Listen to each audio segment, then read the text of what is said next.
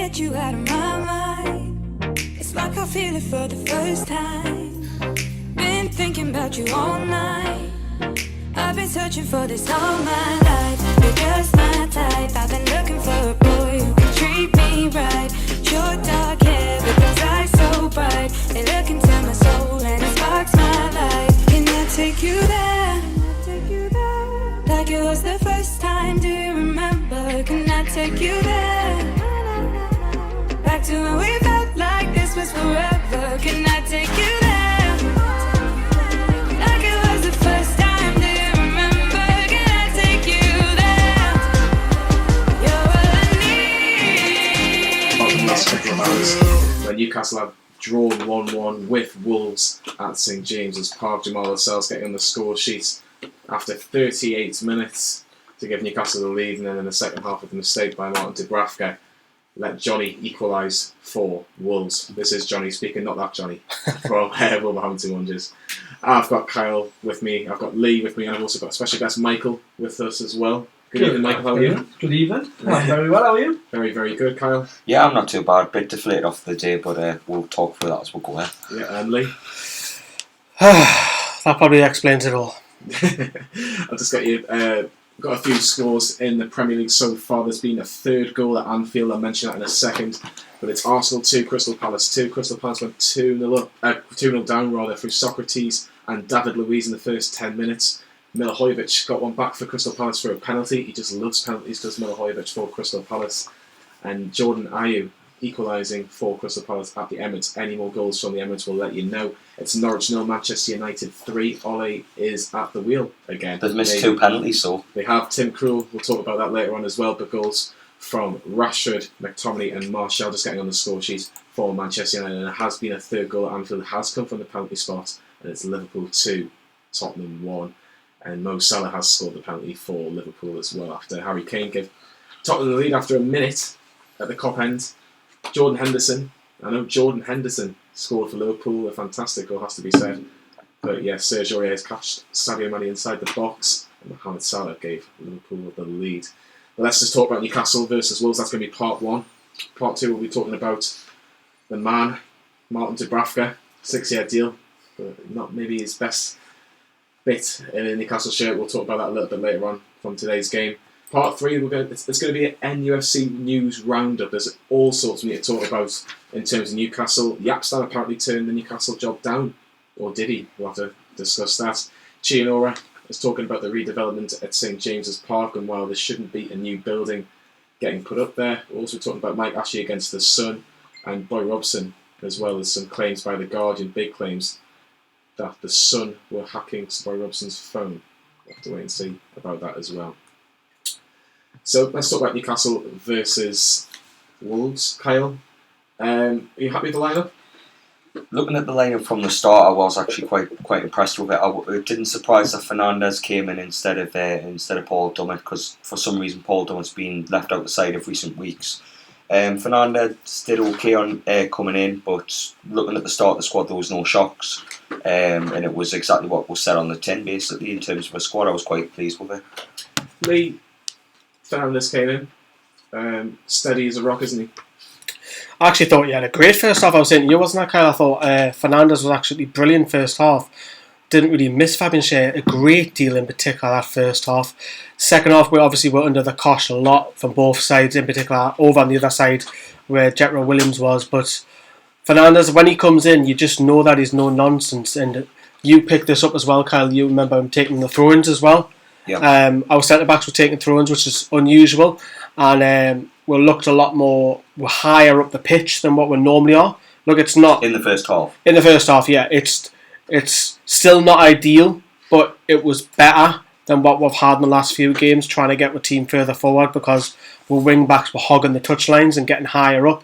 And I think you've now got to probably keep that momentum up and play like that going into West Ham away, even though it is away.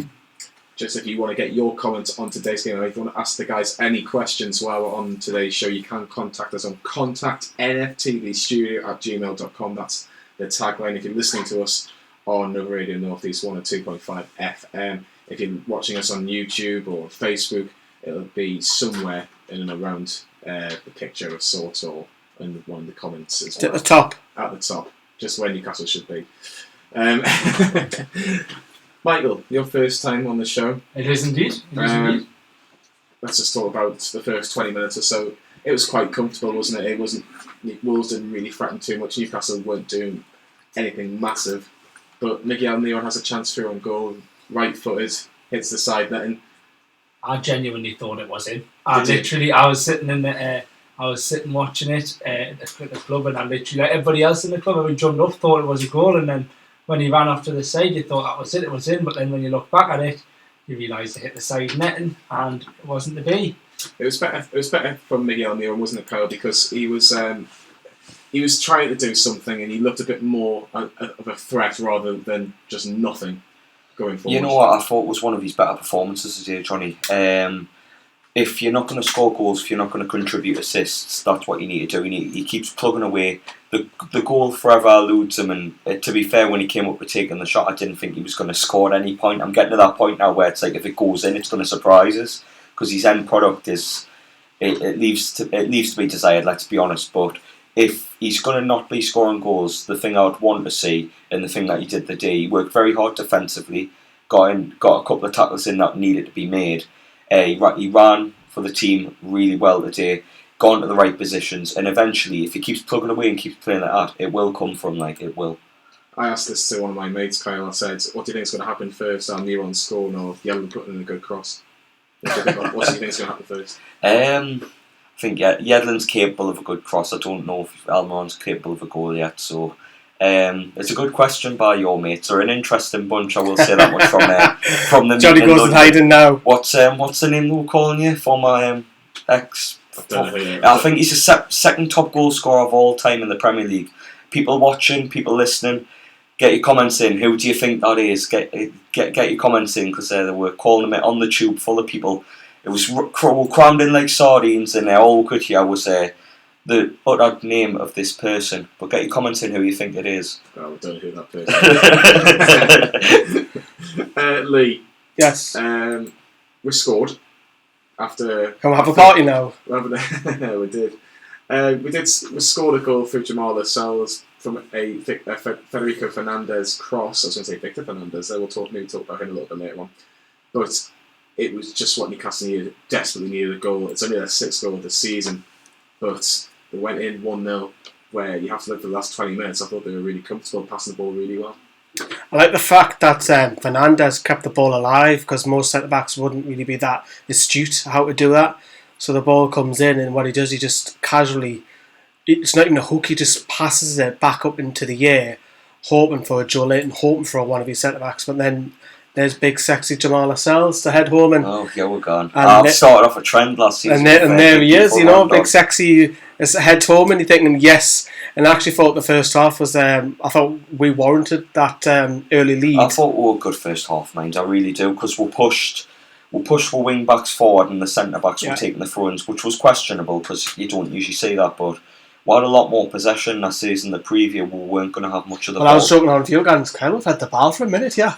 It was worth celebrating. I was celebrating corners and everything. It's unusual us being up that part of the field. But no, in all seriousness, I thought we played well in the first half. I don't think Wolves knew how to handle the pressure of us being further up the field. I don't think they were expecting it too much. I think they were expecting the complacency of about 70 or 80% possession. Although they got that in the second half when we sat back. We'll touch on that later. But in the first half, tactically, I thought we were spot on, to be fair. Yeah, definitely. Michael, what did you make of Lascelles' finish? It was close range, bullet header. But do you think Joe Linton would have scored that, the way he's playing at the minute? It's a hard one, isn't it? I mean, anybody in that kind of position should be burying that. It was a great header. Don't take that away from ourselves at all. It was a really good header. A good goal. Warranted a goal, really, like you were saying before. Joe Linton, again, is he not one of these things that we've had a few times where attacking midfielders are being played as strikers? I think it's a fair argument, Lee, and we've talked about Saint-Maximin, we've talked about Almiron. Can Newcastle go two up top? Because it hasn't really happened for a long time. Even under Rafa, I think we very rarely went two up top. It was always just Rondon and Perez just behind him as a number 10. It was never like two out and out attacking strikers. Do you think that Steve Bruce would be brave enough to do that with putting Gale next to Joe Linton? Well, we're championed this. Well, obviously, I've touched upon in our videos on YouTube, which you'll see later on the night. Isha was mentioning about Dwight Gale. That's a good foil. Dwight Gale got 4 or 5 minutes. Is he the answer though? Nobody isn't, but it's the logic behind of setting it up. Try something different. Because Joe Linton is so isolated, it's not all his fault. I know he's a £40 million striker and so on, but every week he's either got 2 or 3 centre-backs on him. And that's difficult. That is really, really difficult for anybody. Don't care what level you're at. Lionel Messi would struggle with 3 centre-backs on him constantly. He wouldn't be banging in 2 or 3 goals every game. Maybe the one, yes, but it's difficult for him. But I think if you're going to play the one up top, then you've got to have a breaking midfielder coming through to support him. We don't have that because both Matty and Sean are very sitting, protecting the defence, and that's the system that we play. Dwight Gale, for me, at this present moment, this was the ideal game with Andy Carroll being out injured. You know, why not go to top little and large? It can work. It's not the dinosaur football. It does work with some other clubs. So I would have liked to seen it. I would agree with Isha that he could have been an answer. And he got 4 or 5 minutes, man. But the question is around Joe Linton's performance is what do you do with him. And I've always said that it's not always healthy starting him if he's not performing. So I've said this for a few weeks that I would have started Andy Carroll again today if he was fit. But we know that Carroll isn't. But for West Ham, I think it's written for Andy Carroll to come off the bench and grab the winner. Yeah, we'll continue this debate in a minute, but there has been a 5th goal at the Emirates between Arsenal and Crystal Palace. And it's that man again, Socrates, scoring for Arsenal. Is it? not the name that you were thinking of there, Kylie. Definitely not. I thought you were going to say Aubameyang and starting him off. Don't. If Aubameyang scores, I'm singing. It's 3-2 to Arsenal. Socrates has given Arsenal the lead late on. There's about 7 minutes left at the Emirates. Michael. Yeah. Andy Carroll has been mentioned by Lee as a potential partner with maybe a Joe Linton or a Dwight Gale. Out of the 3, if all 3 are fit, who do you start against West Ham next week? I would say more for the experience. You've kind of got to think Andy Carroll. Okay, fair enough, he's not fit and he's not been brilliant, but he hasn't had that much time yet. Like, he needs time to get back into playing week in, week out. The game with Dwight Gale, yes, okay, championship player at best. You hear that all the time. Whenever anybody associates Dwight Gale, he's a championship player. That's what you hear. But again, playing Atsu, playing Gale going forward, it worked in the championship. Why can't it work in the Premier League against opposition that did all right against in like cup runs and things like that? Possibly. Christian Atsu and Dwight Gale didn't get a lot of time, Kyle, today. But this is the argument I was having with Lee essentially on the videos, is that when we were comfortable, it was still 1-0, and we're going to touch about Wolves' goal now. It was a mistake by Martin Dubravka. If that doesn't happen, that mistake doesn't happen, is there any reason why we need to take anybody off unless it's just for fresh legs? You see, I know it led to Dubravka's mistake, but in the build-up to Wolves' play, there was a lot of ball watching because Adama Traore picks the ball up on the right-hand side, and I think it's Maximin and a centre-back and a centre midfielder that are just standing there, and he just cuts inside, plays the ball through to Matt Doherty, who puts it into the box, and then obviously what happens with Martin Dubravka, and he's trying to tip it out because I think it was Raul Jimenez at the back post, and then it falls obviously to yourself and who he has an easy tap in. But I think it's got a lot. I wouldn't just blame the goalkeeper in this instance, because I think the ball could have been avoided getting to Matt Doherty in the first place if a bit of pressure was implemented onto Adama Traore and forced them onto his weaker foot like the way for the majority of the half. That wouldn't have happened. So putting a fire up before it starts, basically what I'm saying. Yeah, there's a couple of updates from the Premier League. VAR has been used all over the weekend, and it's been used at the Emirates. The goal has been disallowed by Socrates. It's been ruled out for a foul. So it's still Arsenal 2, Crystal Palace 2, and Norwich have got one back through Hernandez. It's now Norwich 1, Manchester United. Oh, Norwich comeback. No, we need Man U to win this. Yeah. Yeah, it was a poor mistake by Dubravka. Lee, how much would he be so frustrated with? Because it seems to be against Wolves he makes mistakes. Unfortunately, everybody else he seems to be fine against. Yeah, you cost me 2 points effectively. He did. I know he signed the contract, which we'll talk about him later, but in theory, if you point the finger, you're pointing the finger probably more to Martin Dubravka than Sean Longstaff. It's easy to point the finger though. It could have been easily put out by the defence if But- they pressured the ball. But if you look at it, Dubravka is the main one that you have to say, nah, he should be doing a lot better. He shouldn't be trying to scoop it from the air like a basketball player. He's got to either be punching that or claiming that. It's poor from him. He should be doing better than that. Dubravka's a brilliant goalkeeper, don't get me wrong. You'll be our number one. I know he's signed his contract extension, but he's got to be doing a lot better. He's cost with 2 points at the end of the day. Yes, you can say Sean Longstaff didn't help with his red cards. It was coming though, Lee. It was, but it's we a mistake. went too deep. It's a mistake. Was it coming though, Kyle? Because I think it was because we went too deep. As soon as we went 1-0 up, the wing backs that we were talking about in the first half being so far forward decided to go back, and then once we went to a flat 5, Wolves could come on to us. They had a lot of the ball in midfield. In the first half, they didn't enjoy the ball in midfield at all because with the 2 wing backs and the 2 centre midfielders, they had a lot less time to pass the ball off, get the ball out wide. And when we dropped the wing backs back into the back 5, Adama Traore started having free rein and running at the defence. And I thought it was just a matter of time. It's just a case that we haven't pressed the ball enough. It gets out wide to Doherty, and then Dubravka tries his best to hit the ball out, and it's just what happens to happen. But I'm not going to fully blame Dubravka for his mistake. Just before what I'm trying to say, Michael, is that did Dubravka have to make saves? Difficult saves that he was always getting shots on goal because it just seemed to be very comfortable for Newcastle. They were dealing with anything that Wolves were dealing with very well, and it had to take a mistake from us to, get Wolves back into the game essentially. I definitely think that goal was coming. Second half, when it happened, I didn't feel as comfortable in the second half as I did the first half watching it. I must say, when both of the Longstaffs have got the ball, you do kind of feel like the pressure's off a little bit in midfield. So when we've got the ball and it's with either the 2 Longstaffs, especially with Sean, he's playing a little bit defensively, but he will keep the ball, and 9 times out of 10 it'll land it into that black and white shirt. But in regards to Dubravka having to make saves, there wasn't a whole lot either side going forward. It was very much a lot of cancelling each other out and just both teams trying obviously to find that goal, but it was just very, very much a lot of players in the middle. It was, and we'll talk about a man in the middle, and that is Sean Longstaff, and he was sent off in the last 10 minutes of the game. Lee, I don't know if you've had a chance to see it again. I personally have. He does get a bit of the ball, and Steve Bruce has said in his post-match comments it's harsh, but in this current day, that's a red card, unfortunately. I can't really comment because I still haven't seen it. So obviously I've been help setting up the stream, but seeing it live, it happened very, very quick, and me and Kyle both knew it was a red card because Kevin Friend had his hand on his backside, if I say politely, for a good few seconds, so he knew that red card was coming. I think he was just waiting for the VAR to tell him yes or no. If he's went through him, and the law states that no matter if you win the ball, it's probably, I'm guessing you've seen it, is it similar to Hayden's? I don't know. It's a little bit. I suppose with Hayden's, it's... Conditions were bad. Yeah, conditions were terrible.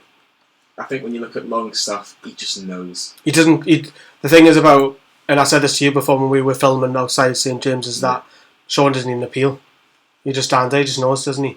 So that's probably telling. But then you had the 3 Wolves players going wild, and that normally indicates that something went wrong. But I still haven't seen it back, so I'm only going wild every time. John, not like this though. Not like this. It was like proper. They knew something was wrong. I haven't seen it back, so I'll probably say it when I get back in from here tonight, and then make a better call on it. Definitely, Michael. What did you've seen it? Yeah, I've seen it. And I've seen it back. What do you think? I've also read on the Evening Chronicle as well Steve Bruce's comments on it. He never said he's definitely not going to appeal it, but I think it's definitely worth a chance, just worth a try, because he did get the ball. He definitely got the ball when he went through. It's just the way he stood to it, I think. I think it depends on exactly how he stood to it going into them. If we're up, then yeah, it's a straight red, but I would still have a shot at trying to appeal it. I think that's common Newcastle fan, of course. You don't want to see Sean the risk is though, if he appeals it, you might get that's still the rule? You might get another 4th. Yeah, it might be an extra game ban if you appeal it, but if it's a wrongful appeal. But I don't think Newcastle need to appeal it at all. I think it's gonna stay as it is. If VAR didn't overturn it at the game, I think that stops it as well. Yeah. It stops a lot of things like that happening because of VAR's checking every single red card, then they're going to be made redundant. Hayden's back, so I suppose that's the one bonus, isn't it? Yeah. It's finished at Anfield. Liverpool 2, Tottenham 1. Liverpool stay 6 points clear at the top, following Manchester City's win yesterday against Aston Villa, but Liverpool were 1-0 down after a minute through Harry Kane, but goals from Jordan Henderson, believe it or not, and Mo Salah from the penalty spot has given Liverpool a 2-1 win. It's still playing at Arsenal, still playing at Norwich. If anything happens before full time, we'll let you know here on the Radio Northeast 102.5 FM. Remember, you can contact us on contactnftvstudio@gmail.com if you want to get any questions in for the guys. Who are your man of the match today? Was it Jamal Lascelles? Was it Joe Linton? Was it Matty Longstaff, Kyle? Because Matty Longstaff, I thought, put in a fantastic performance again. I thought him and his brother, like Michael's mentioned before, were very, very good on the ball, and I thought they had a bit of aggression in them as well today. Well, consider you look at Wolves' midfield. They've got João Moutinho there, Ruben Neves. They're both very highly rated players in terms in the Premier League, and I thought they held their own again today. A lot like Chelsea last week with Barkley, Jorginho, and people like that. The Longstaffs held their own, always do, and I thought Matty did play well, and I thought Sean played well up until he's sending off. But my man of the match wouldn't be either of them today. I don't think. I think my man of the match would be Lascelles. I thought he was a very good captain's performance today by Jamal. Yeah, it was a very, very good performance by Jamal Lascelles today. Michael, Matty Longstaff and Sean Longstaff, you mentioned how comfortable it was watching on the ball. Just feel safe when they're on the ball. You do. You kind of feel like the ball's going nowhere when both of them have got it, because you know they're either going to give it to each other or they're going to try and get it forward. And we're not all about just going back when them two are on the ball, because you know obviously them two being Newcastle fans as well. They just want the result. Yeah, a couple of people saying Saint-Maximin was my man of the match. I don't think he was as good as he was against Manchester United. I thought Almiron was better as well, to be brutally honest. Almiron played really well today, as I said before. Getting back doing the dogged defensive work that he needs to do at times. But even if the goal isn't coming or the assist, the minimum requirement before that's a good performance and a good shift. So he ticked the box in that regard today. Almiron did. Jamal for me. Yeah, Jamal. But Jamal's my man of the match as well. Yeah, Michael. Liam NUFC says Lascelles nearly gave a penalty away, remember. Is that right at the end for the potential shirt pull? Was that what VAR were looking at? Because it seemed to be a little while. I did definitely. I said, my dad when I was sitting watching, I said that was definitely a pull on this shirt. But again, them ones are always a little bit. Was it enough contact? But it's a hard one, isn't it? So it is a difficult one to see. Yeah. Let's finish at Carrow Road. Norwich 1, Manchester United 3. They've actually moved up to 7th. Or is it 6 or 7? I'm still checking. Just 7th. They were all over the place a couple of weeks ago, but now they're 7th in the league. They might be back in the Europa League for next season, who knows. Junior Turner says, I didn't think any Newcastle players deserved man of the match today, and Steve Bruce is not the man for this job this season. It has relegation written all over it. Is that a bit harsh, Kyle? I mean, I get where he's coming from, because the way you've got to look at it is we're not looking convincing when we play. If we're getting results, it's because we're grinding them out through with defence and getting up the field for like Saint-Maximin and things like that. But I can see where he's coming from, because we're not getting at teams. We're not looking the part to stay up. Whereas you look at your Sheffield United, you look at your Aston Villas, you can look at their performances this season. You can say they've had at least a win where they've looked convincing enough to win it. Whereas you could say we've been grinding results out, to be honest. So I'm going to be optimistic and say we're not going to go down. And whether it's Steve Bruce is the man for the job or not remains to be seen, as the jury's still out on him. But I want to be optimistic and say we're going to stay up. Yeah. A couple of other comments. Almiron should be number 10. Can't wait for Almiron to get his first goal. I believe when he does, he'll be one of our best players. Fingers crossed. I'd drop either Almiron or Joe Linton against West Ham to play 2 up top. Lee, if you were to drop either Almiron or Joe Linton for West Ham to play 2 up top, who'd you drop? Both of them. But if you said one of them, I would probably bring out Joe Linton, because at least with Almiron, although I don't like him being played on the right, he will work his backside off to get back. I think Joe Linton, like I say, I think he shouldn't be out. I know he's 40 million and he will play against West Ham. I'm pretty confident that Bruce won't change it, but even if it's Dwight Gale, to start off with, because I cannot say being too up top. I just don't feel that Joe Linton, because if he knows he's guaranteed to play every game and he's in off form, other clubs will just move that and bring somebody else in. We won't, because we don't spend 40 million. When I say 40 million, 8 million really, if you consider the sales. But the point is, what I'm trying to get at is Joe Linton should be guaranteed a start every game just because of his price tag. He should be there on merit, and on merit at the moment, unfortunately, it's difficult around him. I get that, but he's not doing enough for me. Let's talk about Adama Traore, Michael. He was a massive, massive threat for Wolves. Just before actually I ask you the question, it's finished at the Emirates, Arsenal 2, Crystal Palace 2, VAR controversy in that one as well. Something you might want to watch on maybe Match of the Day or Sky later on, but 2-2 it's finished at the Emirates. But Michael, Adama Traore, did Newcastle handle him well, or do you think he was a real handful? It's a hard one, isn't it? Like, there's been a fair few things today that we've done well, and I would say today, performance-wise, it was a point, but it wasn't one of my best. But I just don't understand how you can go against teams like Man United and Tottenham and get a result like at home and away from home, and then like teams like Wolves, who very much this season you'd think have been found out, like they're all back to kind of being a bit more round. But I think we're very lucky to finish 7th last year. I think it was. But like, yeah, Wolves did very well to finish 7th last year, didn't they? Yeah, it was definitely a bit of a fluke last season for them, in a way. Yeah. As nice as that is meant to sound, if there is any Wolves fans listening. Then again, they did beat some the big teams. The record against the top teams is amazing since it came up. They beat some big teams, and that's probably why they're 7th, because we wouldn't beat the big teams. And there's probably, between us and Wolves, what was it last season? 10 to 15 points? Those extra points that against the big boys has got them 7th. Yeah. Just a couple of comments. Ollie Gregg's worst atmosphere I've seen ever at St. I'd agree with that, actually. It's the worst I've seen. I've been going for basically nearly all my life, and honestly, it was. You could hear a pin drop at times. It was really bad. But you put that down to political factors, let's say, behind the scenes issues. Lee, do you think it was that bad in terms of atmosphere? Well, where me and Kyle are, we stand where we are, so there is a little bit of noise. It was a lot quieter where we are than it was normally, but when we don't sing, I can't hear the rest of the ground. There was a little bit between the Wolves and the kids at level 7, battering off each other for a tiny little bit, but apart from that, it was very, very still, the atmosphere, which...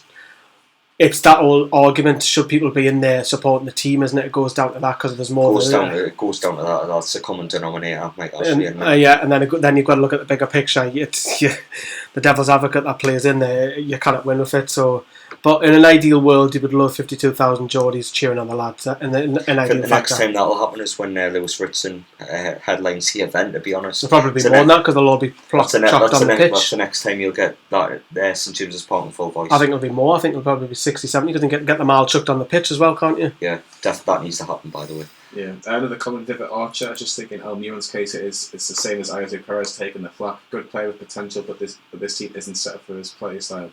I think that's a fair point. I think if you look at Ayoze Perez, especially at the start of last season, he was getting a lot of criticism because of his performances and not being able to take chances, not being able to link up with Rondon at the time and Atsu as well. But I think there was actually a moment in the second half where he just can't keep the ball in play, or something doesn't work right for him, and the ball boy just gives him a little clap and says, "Come on, you'll be fine." Oh, I see. It was really nice to see. That was tiny.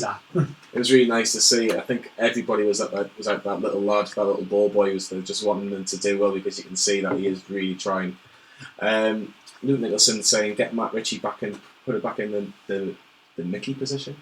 I'm hoping he means on the left flank, probably. The left flank, hopefully. It'll be a different team with Ritchie and Alan Saint-Maximin. Potentially, but I don't think Chacho Williams played that badly, did he? It's a tough one. I mean, you will talk about this at the match, whether if and when Ritchie comes back, does he come in instead of Willems? And I'm not sure because he has played well on Nijet Rowe, so it's going to be a headache for Bruce. So he doesn't have many headaches regarding team selection, but left back's going to be one of them. And I think for the first time in a long time, left backs want a decision for a manager. For me, I think if Ritchie's fit, he plays.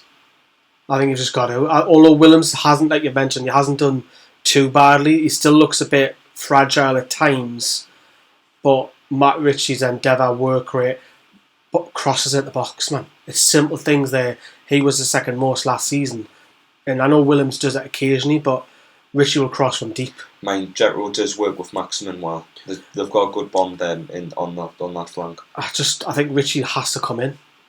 Although they'll probably have a similar kind of quality, but Ritchie has more work ethic for me, and the fight that he has, Ritchie could become a utility player, though he is a type. Possibly He's moved position before. I think he could do it again. But I think if Ritchie's on the bench, I think that's it's not a good for us. I'd rather have him in the lineup to score straight. If he's fully fit, if Ritchie's fit, I'd want him in the lineup. You've got to play him for sure, somewhere for leadership and work rate alone. But just touching on Ritchie as well, I don't think you'll put up with any of the nonsense that Saint-Maximin does. Oh, definitely not. I know Saint-Maximin has your tricks and your flicks, but you know Ritchie's like a little barking dog. If something goes wrong, he'll bark at you, and I think you'll have a go at Saint-Maximin if he's doing his flicks and his tricks, because he was in spells. If it doesn't pull off, trying to do it a little bit too much.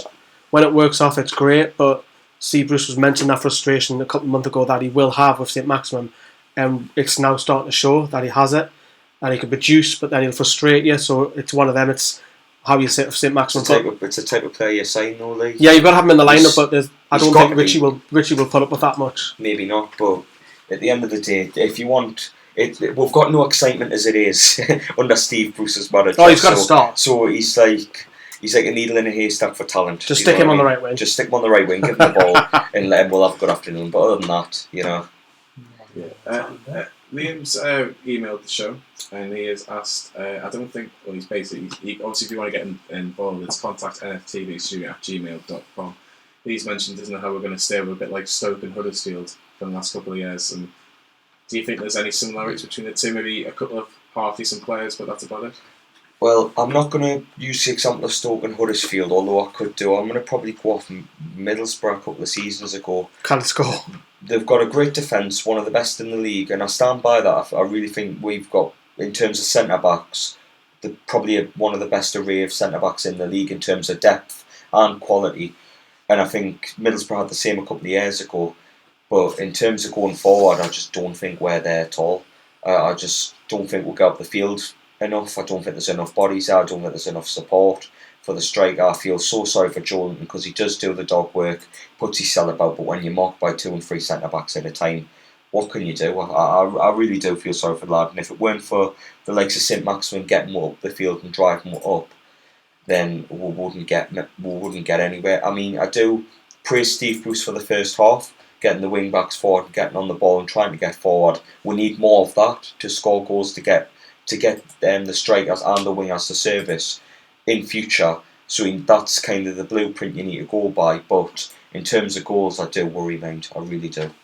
And looking at the table, 17th because of Southampton's 9-0 defeat on Friday night, which we'll touch upon in part 4 of the Black and White show. We might enjoy that bit. Yeah, we might do. 9-0. Lee, is that a missed opportunity for Newcastle? What, the 9-0? The fact that they couldn't take it. No, we took well advantage of the 9-0. Wait, you got B5 off them? Good result. Yeah, good result. Makes Leicester a lot more promising now. I mentioned to you, didn't I? I said most of the results, in fact all of them now that the Man United results coming in, all the results have went Newcastle's way of this weekend. And yes, the Sean Longstaff was a factor and he would have took a point there and then, but before that game I wanted 3 points, because if we did get that 3 points, it actually pushes you, 14th, 15th in a lot more healthier position. And now instead of looking up, you're looking over, which is probably what you want. You want to be higher in the table, but it's a point more than what we had over the relegation rivals, so that's probably something at least. I mean, as I said before, if you had offered Wolves a point before the game, you would have took it, because Wolves are a fantastic side. They're one of the dark horses to get into the top 6. I mean, I disagree with the point made before about fluke. I don't think that's the case. I think it's a case of Wolves are a very good side and they're here to stay for the ambition of the owners and things like that. Like they have at the moment, they've got ambition. I think it's a good result, a 1-1 draw. I would have took it before the game, but on the balance of play, I thought we had the better chances, especially in the first half. We had enough to put them away. But in the second half, I just think the tactical thought of Bruce to sit deep and not have a go at the opposition like we were in the first half, give them too much, and they've started knocking on the door and we haven't been able to handle it. They've gained momentum, and then they finally broke through with the Johnny goal from a Dubravka mistake and a defensive Pain in mistake. our lives, this Johnny bloke. Oh, he is very much a pain. Oh, isn't it, Johnny? Not you, of course. Not you, of course. For sure. Before we have our first break of the evening, I'm just going to ask a quick one-word answer. Man of the match, Michael? For me, I would definitely say Matty Longstaff. Okay. Lascelles. You didn't back an NE29 card? Well, we only spoke about NE29 with the tackle. Sean and obviously Matty had a decent performance today, but one thing I will add, I do praise them as I'm a local lad. I nailed to death on this channel that I'm a local lad, and so are they. But I'm actually a bit disappointed in Sean today with his tackle. I think he's a bit better than that, and I think he knows that. And I hope he does come back a bit better, because he could have cost Newcastle a point today, even though we could have got 3. The defence cost were 2 points, and then I think he could have cost an extra point today, right? So he needs to sort it out a bit, I think, and work on his tackling, because that was a terrible tackle, mate. Yeah, telling off, isn't he? Lee, man of the match for you? Gareth Southgate, are you watching? Your big man, Big Jamal. He doesn't Jamal. watch Newcastle. Big Jamal's, sexy Jamal Lascelles, man of the match. He watches Aston Villa and he watches Chelsea under 23s, but he doesn't watch Newcastle. Big Jamal. Joke. Just before we have the break, get your comments in, and we'll read them out after the break. Get your man of the matches. Man of the match in. Was it Jamal Lascelles? Was it Matty Longstaff? Was it somebody else? And who do you think was the worst player? Just put best, whoever, worst, whoever, and we'll read some out after the break, which is going to be in the next few seconds.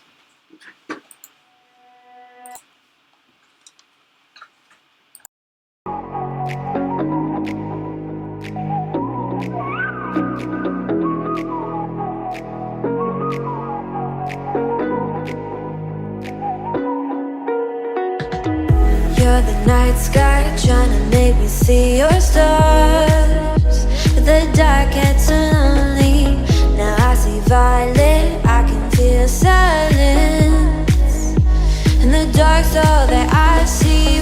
When your stars have burnt out and your heart makes no sound, I'll find violet in your eyes. You'll always be my night sky.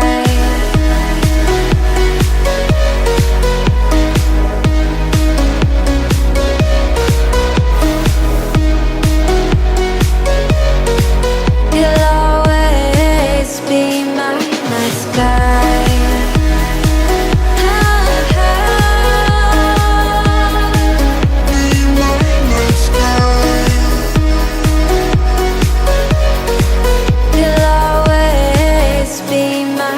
sky. You're the night sky hiding behind dark grey clouds. I can't figure you out now. I see all blue. There is so much cold in you, and the silence is so loud when you go. I just stay dancing with my shadow all day. Watch the time. I can't find the point where past the line, right? You're the night sky, I'm trying to see your stars, but I've always feared the dark. Now I see violet, I can feel your silence. You always feel so far when your stars have burnt out and your heart makes no sound. I'll find violet in your eyes. You'll always be my night sky.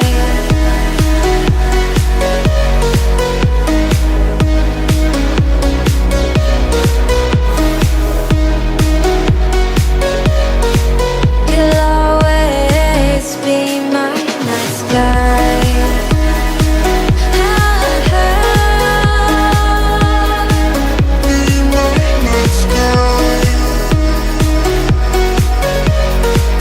You'll always be my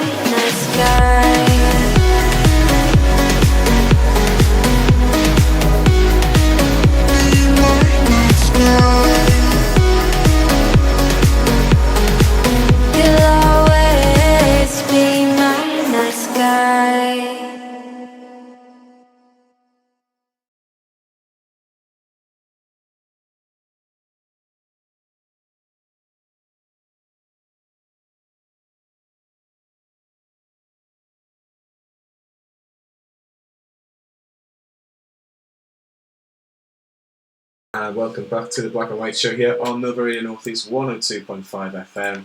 We've been discussing Newcastle 1, Wolves 1. We're asking for your best players and worst players of today. Shea Underwood, worst player was either Dubravka or Joe Linton, and the best was Lascelles, followed by Miggy and Willems. I have to agree with you there, Shea. I think you're pretty much bang on with that. Kieran Dixon, I thought Clark on a solid game, but probably give man of the match to Lascelles.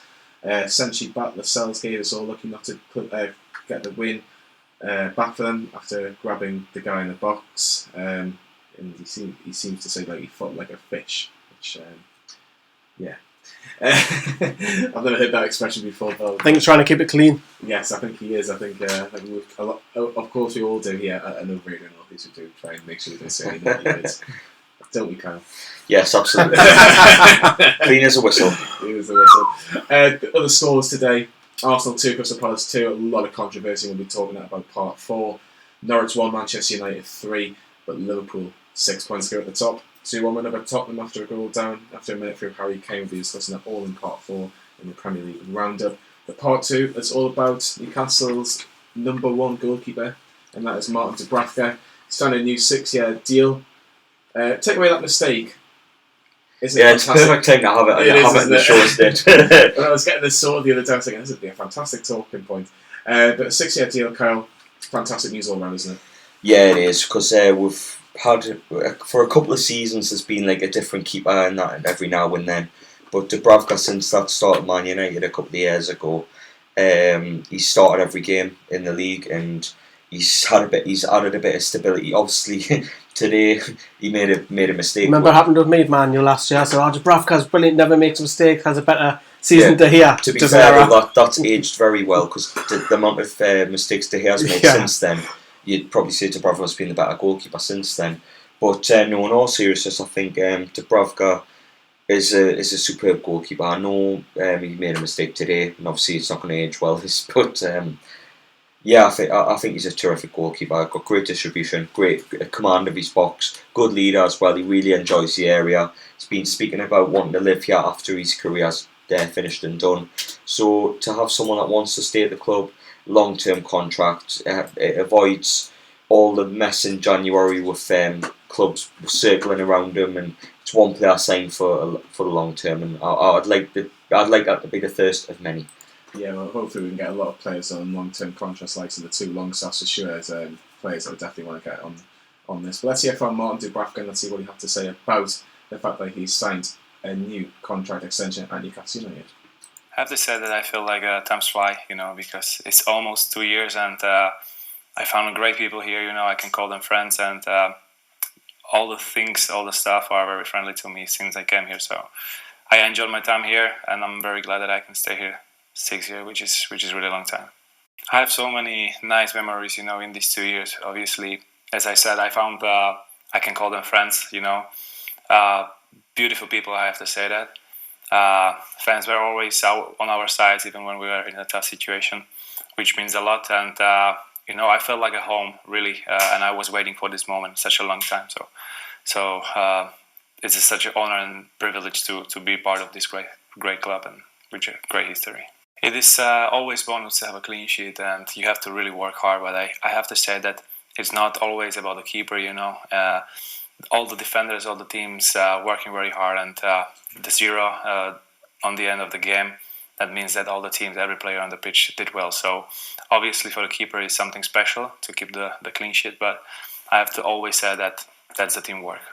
Because obviously when I came here, I didn't know what kind of position I will be, so I was just waiting for my chance, and since that time I just enjoy the time here, Every training, every moment on the training ground, on the pitch in the St. James Park was something special for me. So I was trying to enjoy that, and I'm very glad that I could enjoy that for the longer terms. I'm trying to train hard. I want to be ready for the games. If I'm not ready, then Gaffer will not pick me. So obviously you need to show on the training that you deserve to be there, and then you need to stay healthy. As you said, that I played a couple of games with some small injuries, but I'm not that kind of person and player who will be like, okay, I feel my knee or something like that, I will not play. So I was always like that, and I'm not going to change my mind, and I'm not going to change my style. I think in Newcastle it's nice city and a good side of the city because you have everything what you need here. And obviously, if you are young people, I still feel like a young, so I want to discover the things. And it's not always about the football. Obviously, you have your private life as well. So I want to see the things around and just enjoy myself and spend some time with my friends, with my girlfriend as well, which is also important to live your life. I always said that I would like to stay in one club for the longer terms, because it's not easy to move to the other clubs every 1 year, every 2 years, So I'm glad that I could be part of this team, and obviously if I will stay here 6 years, that I will be 37, then probably after that I will think about maybe I'm going to retire here. If you spend that long time here, you want to give something back as well. So if I have that opportunity, I will be only happy with that. Wants to give something back, Lee. What does he want to give back? Is that just clean sheets? Wolves is called the day, baby. What do you think, Lee? When he says he wants to give something back, obviously he's got a pay rise. Let's not kid ourselves, but I think he deserves it. I know it's difficult, ironic that we've done Dubravka today of all days, and he makes a mistake. But overall, he's made 3 or 4 since he's came in 2 years. I think when he first signed, when we're all like, oh, he's invincible, but obviously a couple of errors have crept in, but he's still the best goalkeeper for me. I think he's better than Tim Krul. I think since Shea Given, and I absolutely love Shea Given. I think he was brilliant, Shea Given. And not just that, he's a leader as well in the dressing room now. He's 30, 31. The contract will take him, if he stays, that is. That's if. That's a big if. It's not often Newcastle, the club, gives someone over the age of 30 a big, massive, fat contract. Extremely rare. In fact, it doesn't ever happen. Not that age in any way. Nah, but because with goalkeepers have a longer, like a cat, a longer life expectancy, then they can fall over and come back. With goalkeepers, they can go into their probably late 30s. And obviously he's talked about his coaching career and stuff. I think he's a positive. Yes, I know it's difficult today. He's made the mistake. But overall, in the last 2 years, Dubravka has gained us more points, a lot more points than what he's lost when I think is a hell of a find by Rafa Benitez and his team. I didn't like the fact, I will put it on a negative, I didn't like the fact the other day Steve Bruce said we have unearthed one the other day. I didn't like that because it wasn't Steve Bruce, but I know what he meant. It was the club, but he's a welcome addition. He's a fabulous buy. Definitely. So I get a couple of comments. Keepers make mistakes, it happens. We need to be thinking about what's going wrong at the other side of the pitch. Right, 100% agree with that one. Definitely. It's not the keeper's fault, it's down to the manager. We score 1 goal and just sit back at home to Wolves. We're only going one way, and that's down to the Championship. We accepted to lose. We were playing at home, 1 up top, hashtag Bruce out from John B. Liam Menyose 30 is nothing to a goalkeeper, and David Archer Dubravka was a bargain price. He was a bargain price, Michael. Is it one of Newcastle's best ever signings in the last, say, 3-4 years? I definitely think so. The value member of the team. Very good. Like I see, we were trying to talk about goalkeepers before, obviously, while the interview was going out. And obviously, I was saying like we've never really had a bad goalkeeper in the last few years. Like, I think that's probably one of our strongest positions on the pitch. In the likes of Rob Elliott, Tim Krul. Maybe he's not. I mean, Woodman's obviously still very, very young and doesn't get his game. But again, when he does come in for like cups and that, he was still all right, even when he's between the sticks. But like Shea Given, you just love to go back to them days, wouldn't you? Yeah, fantastic days of Shea Given starting and go for Newcastle in the Champions League and playing the likes of Inter Milan. Champions what? Champions League. I remember that. We were all right that once. Luke Nicholson, Fabian Schär was Newcastle's best buy. That's a very good. It's a very good competition, isn't it? So I think it's a good battle between them two for probably Newcastle's best bargain buy. It has to be said in the last few years. Kyle, it's a very important position, and Lee's touching about how being a leader is very important. Yeah. Is it the fact that he's good at commanding his areas, maybe something that Newcastle scouts looked at the time? Because no disrespect to Rob Elliott and Carl Darwin. Well, we definitely needed it because them two weren't that, and obviously the first goalkeeper that Rafa brought in was Matt Sells, and he can't command anything. I mean, he's doing well for Strasbourg at the minute in France, but I mean, he came to Newcastle as this big goalkeeper. He's probably what we expected Dubravka to be. I'm muddling up my words, Johnny, but when we're saying no, we're enjoying it. Keep going. Enjoy all you want, but as I say, before I think Dubravka's actually really good at what he does. He's when we signed Matt Sells a couple of years ago, we probably expected him to be the level Dubravka is. That's what I was trying to say before. But Matt Sells turned out the way he turned out, and obviously he commands his box well. Fantastic leader, because as he says, Darlow and Elliott aren't those. They're good shot stoppers, but he commands his box well. Good distribution. I know he's had a bit of a couple of problems with distribution this season, but most of the time he's pretty decent in it. Like, yeah, definitely. Robert Renford says on Facebook, Newcastle's budget signings always seem to perform better. You have to say that it probably, you probably have to agree with that when you look at likes of Joe Linton for 40 million and Almiron. They're two major signings in the last couple of windows. It just hasn't worked out brilliantly, Lee, in terms of paying big money. Is Mike Ashley and Lee Charlie right all along rather? You can't even speak now. I've started a trend. Thompson syndrome. I think having big money helps, don't get me wrong, but you've got to find the talent. So you can talk about your fantastic buys that we've had over the last few years under Rafa Benitez, and some others that obviously didn't work, but you're buying with us. We haven't got the luxury of going to get a £50 million right back, for example, like Manchester City can. We have to spend that 50 million on the whole squad. So we're a little bit more harder. Yes, you can find buys. It's all about scouting. The Fabian Schär one was a hell of a deal because Rafa Benitez knew that through his contacts he had a relegation release clause, and that's the only reason why we got Fabian Schär in the cheap end. Everyone knows I love Fabian Schär, but you can see why the homework's been done in the network that Rafa Benitez has across Europe. I question myself over, does Steve Bruce have that over the cross of Europe? In the Premier League and Championship, to some extent, yes, he'll have contacts, but unearthing ones, as Steve Bruce would say. I can't see another one happening very, very quickly at Newcastle. Maybe from Ligue 1. He doesn't make the signings. Yeah, we know, but saint-maximin might, in the long term, I know it's 20 million, turn out to be a bargain in 2 or 3 years because he'll probably be sold on for probably double that. Yeah, Bruce struggles to change it. It's so poor, says Tony Howe on Facebook. I think that's in regards to the game against Wolves this afternoon. Let's talk about the other goalkeepers because of this deal. You touched on Freddie Woodman, Michael. Yep. Played today as Swansea beat Cardiff in the Welsh derby 1-0. What happens with his future? Because if Dubravka signed a 6-year deal, is it more to do with the fact that maybe, I don't know, we need to maybe let him go and get good money from him? Because we have Darlow in there, and Elliott seems to be probably his last season at the club. Well, with Woodman, you've definitely got to think he needs game time. He wasn't getting it at Newcastle. I say it was only in a cup run. I mean, whenever we had cup runs, what's a cup run look like? We usually go in the first round, and obviously you normally play like Darlow, like maybe the third keeper or something like that. But he wasn't getting a game week in, week out, and that's exactly what he needs. He's probably at the right level of the Championship for him, just till he gets his game, and then could go anywhere really. Yeah. What do you make of Freddie Woodman, Kyle? Because he's a keeper with potential. He's done very well with teams that he's been on loan with. He's done very well to start with at Swansea City. Can he push Dubravka? It's a difficult one because I can only go off when I've seen him play, which was in the FA Cup against Blackburn last season and Luton the year prior to that. And he's got a long way. From what I've seen, he's got a long way to go. I know the Swansea fans are really impressed with him. They want him to stay there longer than this season. And Freddie Woodman's actually said himself that he knows he's very realistic, and he knows he's coming in to be number 2, and he's happy to work with Martin Dubravka when he comes back.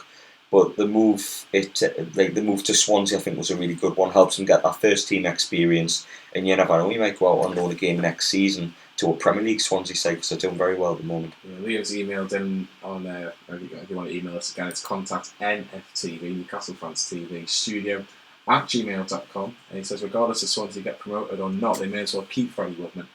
I would definitely let Swansea have him for a little bit longer, Lee. Even if it's past this season, I'll definitely let him go back on loan again next season. But the problem is, his contract runs out. Does his contract run out next year? Or is it, yeah, as part of the loan agreement, you have to sign a 12-month extension, so Newcastle can still cash in on him. But I've said this for a good year now. He should be number 2. Make him number 2.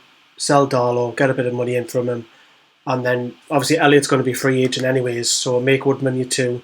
And then move Nathan Harker up as your number 3 because he'll be pushing now. Because obviously he's out on loan up at Blythe. he'll want to. You'll either move away or you'll be part of the first team for Nathan Harcourt, one of the two. But it's difficult when you've got Martin Dubravka because Woodman, although he is playing, as Carl's just said, doing good stuff at Swansea, he can't now play for the under-21s because he's past the age bracket. So the next step for him is England, possibly, and the only way he's going to get an England career if he's playing first team football. So it's a difficult one. But if you look at England goalkeepers and you take out, well, if you look at the third choice goalkeeper, that's up for grabs for me for England. There's always seems to be someone different in that squad every couple of months, third choice. So I bet he's looking at that thing. I'm good enough to be that. Yeah, definitely. Michael Cardalo. Again, good keeper on the Championship. He's a good keeper in the Championship, but do you think he's very happy just being a number 2 in the Premier League because he seems to be keeping Dubravka on his toes, but he's never really going to be the number 1, is he? It's a funny one being a goalkeeper, isn't it? Because it's not like any other position where you can really change it week in, week out. Like goalkeepers are usually only changed in regards to injuries, so he is kind of like sitting and waiting to get like his spot if somebody gets injured. So I don't know. I don't know whether I would sell Carlo straight away or not. Carlo. Who's Carlo? Carlo, exactly. I'm not making Just waiting waves for up Liam now. mess Carlo up. Darwin. I don't miss out. I'm professional, yeah. Miss up. Miss up, that is Full house. But yeah, I mean, somebody's got to sit at number 2. Somebody's got to sit on the bench every week. You know what I mean? I'll do it. I'll do it for the wages, no problem at all. Johnny, you're not that good, sorry. Oh. I'm going to back Johnny at me and say he's a cracking goalkeeper, aren't you, Johnny? Thank you very much, Kyle. I love you too. And we've only conceded 11 against one of the teams we played. I didn't play that. No, you didn't play. You weren't in there. That was a former member of Newcastle Fans TV who was in goal. Who was it? It was Jonathan who was in goal, wasn't it? Oh yes, Jonathan Kennedy. Oh. Sorry, Jonathan. Sorry, Jonathan. But, the real Johnny's back, and he'll be back in goal soon. Only joke. Best moment at Newcastle for Martin Dubravka so far? I've put down Man United. Oh wow! For obviously that his first He's game. made some amazing saves. So I'd probably say the one that strikes to mind is probably the Man U, the first one, because like when he started, it was like, why is he starting? Who was this lad? And then now obviously he saves the 1-on-1 with Martial and will go on to win the game and he gets the clean sheet. A couple of the away performances where he's made some fantastic saves that have led to wins. I'd probably say the second Leicester one, the one where Giorgio and broke your jaw and smashed all your teeth. Pretty much, yes. Just need to rename, the Andy Carroll song, the Kyle He song. shoots, he scores. You'll break yours. Ofcom, Joe. Kyle Thompson. But I'd probably say the Man United game. But other than that, a couple of the saves that he made at Leicester away as well on both occasions before it became a nightmare place, not a magical one. Exactly. Lee, just a quick comment that I've seen, and it's a very good point. Has Dubravka got a big contract to stop a big club coming in from? Yeah, that's probably one. Just touch on that as well, the Dubravka one, I'll answer your questions. Remember the Everton one away 1-1? Oh yeah, that save record. I remember it was that. Tucson who hit the And shot he just in it. dives. Yeah, Oh, excellent save. Yeah, brilliant. Got a point that night, but Long drive yeah, home as but well. that's not too bad. 3 hours. Yeah, but the junctions were Yeah, bad. well, yeah, we always get that. To some extent, yes. It's Next week's about junctions with Lee and West Ham. Well. To some extent, yes. I don't think there's any plans to sell him, but I think to keep him happy, get him higher wages, because obviously there was linked to Juventus last year. But how much would he go for in these 30s? I don't think it would be more than 10 to 15 million because he's getting on now. But we only bought him for what, 4.5 in total, including the loan. But didn't someone pay more for Will Grigg? Yeah. Oh dear. Fabian Schär scores more goals. More for a song. what's a Will Grigg? I'm definitely not on fire. But I think with Dubravka, I think to some extent, but the club aren't really looking for him. I think he'll be number 1 for a good few years, as long as his form remains high. Michael, he's got a 6-year deal. Do you think he'll be at Newcastle for another 6 years? Yeah, I mean, I can't see why not. Very good goalkeeper, but again, as if somebody with a lot of money goes to Mike Ashley and says, I want to buy a goalkeeper. Knowing Mike Ashley, will he turn around and say no? I think that's the $1 million question, isn't it? He'd sell his mum for £50 on the black market, Mike Ashley. Allegedly. No, definitely. My last point on Dubravka before we go into another break is Is he the best keeper Newcastle have had in Premier League history? I think Lee, you kind of jumped. Definitely not. Definitely not. You said Shea Given, haven't you? It's who else is there? Martin Dubravka's not better than Shea Given. Is he better than Tim Krul? That's probably a debate that you might have. Tim Krul in his peak. That'd be a good argument. That'll be for a good another day. debate. But We'll save that for the international break instead of talking about death. yeah, Anything like that. but I think Wrong. no, Shea Given is quite far, not even close, quite far ahead of Tim Krul at his peak. And then Tim Krul at his peak versus Martin Dubravka, that's quite close-ish, I would say. But Dubravka just edges it for me ahead of Tim Krul. Michael? I was going to say as well, like Steve Harper was a very good goalkeeper as well. For He was a good serving, wasn't he, at the club? Very, very good goalkeeper. Is it Dubravka better than Shea Given at him? I don't think so. I don't think he's far off, but I think he's, time will tell. He's only just signed this 6-year deal, as me. Like, time will tell. Great start. We're going to have a quick break, but in part 3, it's an NUSC News roundup from the week. We mentioned Mike Ashley, we'll be mentioning redevelopment, the tends to do stuff in Newcastle from increasing the capacity. And did he actually get up for the Newcastle job or not? We'll be talking about that on the Radio Northeast 102.5. If you're listening to us on the radio, we're going to have a bit of Robbie Williams here. That's now on the Radio Northeast.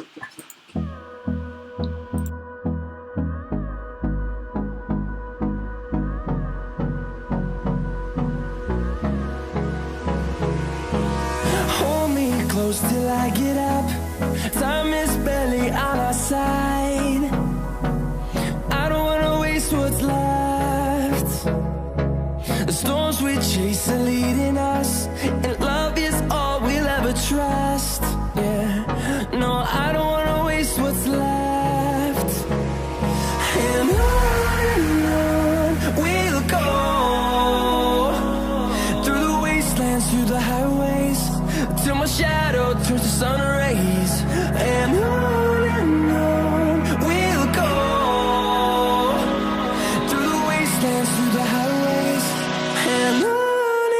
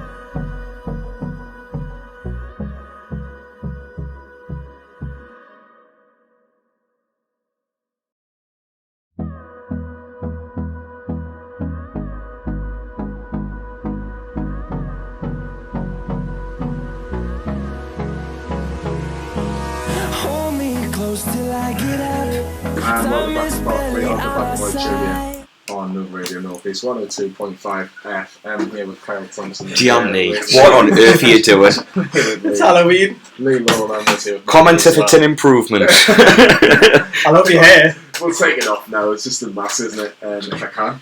Instant regret.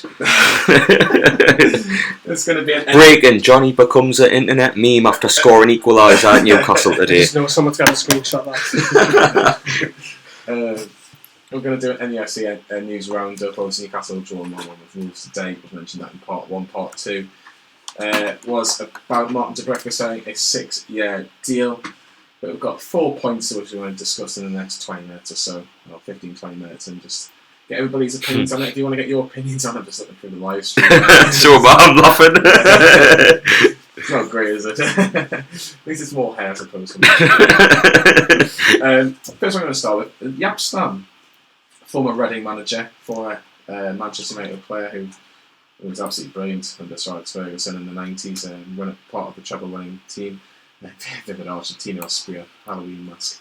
Keep the mask on, it's much better as well.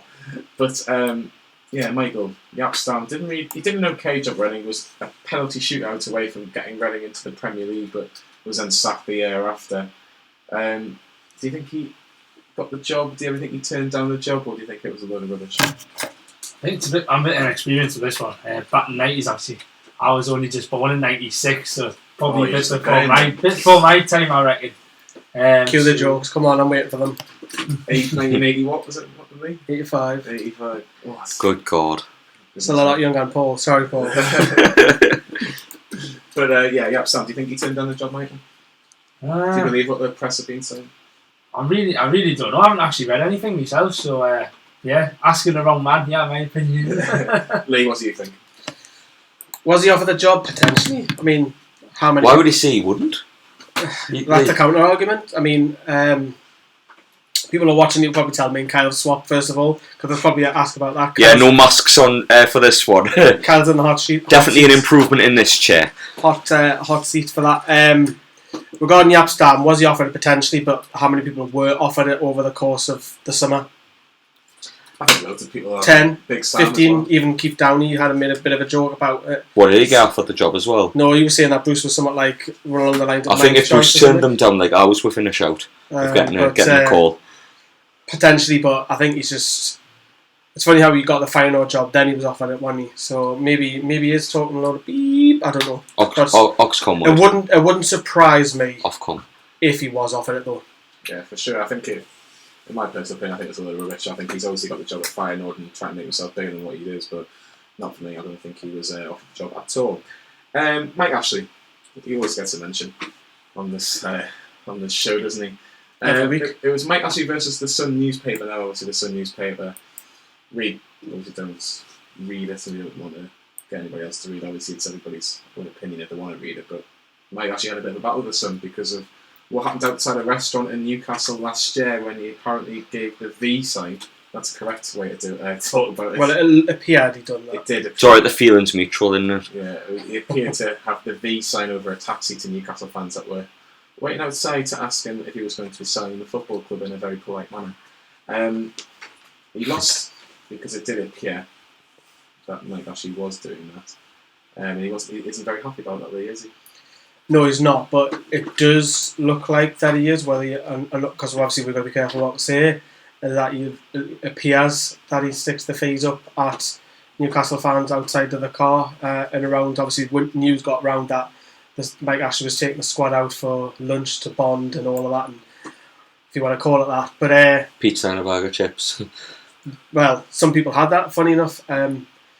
It does look like... Fly in the wall way. It does look like that he does do it, and because it can't be proven that he didn't do it, ironically the Sun win a claim in court, which is extremely unheard of, shall we say. Extremely rare, isn't it? Very rare, which I'm sure we'll talk about the Sun very shortly again. Yeah, we will. We're just going to mention that a lot of people are asking us about any news on the takeover. Is the takeover happening? Is it just all talk? Is it a load of rubbish? That's just the same people in the comments every week. The same person in the comments. But the reason why I'm going to mention it is because in the Daily Mirror reporting, and again, this is just what they're reporting, isn't what we believe or anybody else believes. that Peter Kenyon is looking to get a deal done by the end of this calendar year, which would be about 8 weeks. Now, again, takes it to January, Johnny. It does take it to January. My opinion on the money. We've got ABBA playing here. My opinion on the Peter Kenyon deal is very much if you've got a child that wants something, like say they want a Mars bar for some like after school or whatever, they're not going to be given money to go and buy that Mars bar. They're asking a parent to go and get the Mars bar for them, and that's what Peter Kenyon's pretty much doing with Newcastle. He needs somebody like a business to go, right, can you buy me, get the Mars bar? Can you get me this present, as in Newcastle United, and I'll play with Newcastle United, and that's what I'm going to do with it. It just seems that he's trying to get his toy through other people's money, and he hasn't got the money to do it himself. If you can get someone to agree to it and to believe that Newcastle can become bigger and better, then fantastic. But I just think it's very, very unlikely at this stage that Peter Kenyon's going to have any more involvement with Newcastle United. But that's just a personal opinion. What do you think? Do you think that there's anything going to happen on this? All I can say is Peter Kenyon is definitely interested. I mean, there's no way he won't be. I mean, with how long he's been interested in the club and trying to like branch out to buyers and everything like that for Newcastle to be bought, there's definitely an interest there. It's just whether he can muster up the funds to buy the club. It's just one of them. It's probably going to go into January for us, and we're going to hate it. It's just going to be a long slog again, and it'll probably end up in failure. But one thing's for certain is Peter Kenyon's interested in it. If he was to gain control of the club, he is someone that knows football, so at least there's a bit of comfort there, knowing that we've actually got someone in charge of the club that knows what he's doing. But everybody watching, everybody listening, everybody sitting at this table knows as well as I do, it's just a PR stunt by Keith Bishop and co to get to January as clean as possible, as an excuse not to buy players. Steve Bruce even said himself, don't know if I've got a budget in January. You probably don't, Steve, let's be honest. If you're in a job in January, you probably won't have the funds needed to keep winning the league if we're in the bottom three. In all honesty, now I'm at the point where I don't care. Yeah, if it happens, it happens, isn't it? I think with the Binzayi group, that was the I was very doubtful of it all going third party, as you know, but that was the real proper interest we've had in the last probably 5 years. I mean, Kenyon's interested. I mean, it ended on the letter in January where it was like, "Ooh, Mr. Ashley, I can't wait to finish the business of the club," and he always sits in. I don't care now. It's like people do ask when the comments like about it, and I'm like, I generally just didn't care. Michael, do you care? Do you think that's? I'm just one of these people now that anything to do with transfers or anything like that will believe it when it happens. We'll see it exactly when it's all signed and it's on the dotted line. But Amanda Staveley, she was interested for God knows how long. She was getting pictured at games. All of that just fell through. She'd even made a business, an account over here. I can't exactly remember what it was specifically in there, but then it all collapsed, and it's just been too much press, I think, on it. I think that's the main problem with it all. There's too many different people saying different things and publishing it, and Newcastle fans are believing anything they're reading. You go on Facebook and people believe anything. Not anymore, I don't think. I think a couple of years ago, for sure, that something was being like talked about and people were like hanging on every word, especially with the BCG group. I kind of fell for it myself, where it was on Sky Sports and people are like, it's going to happen. Like it was just a formality until obviously things fizzled out and fell through. But I won't fall for it again. Trust me, I will not fall for it again. Unless, even if there's a club statement saying something, I won't believe it until it's a statement made from Kenyon or whoever buys the club.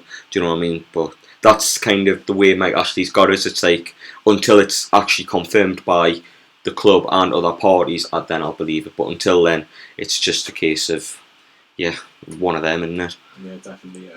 Like over that line, that famous line, isn't it?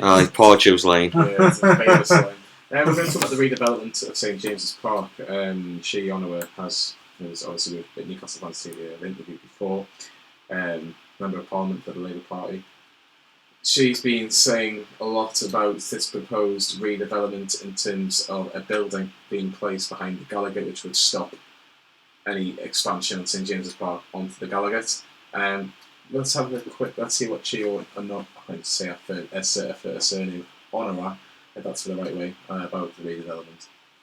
What I would say specifically about using land right next to St James's we believe that it has been sold off by one part of Mike Ashley's empire to another part. Is that it could be asset stripping. We don't know because we can't see that, we can't follow the money. So if it's asset stripping, if it reduces the potential for the club to expand in the future, if it means that any new owner of St James's Park, Newcastle United, doesn't get what sort of Ashley bought, then I think that is something that is regrettable. And again, it shows again that we need more transparency and we need to see where the money goes.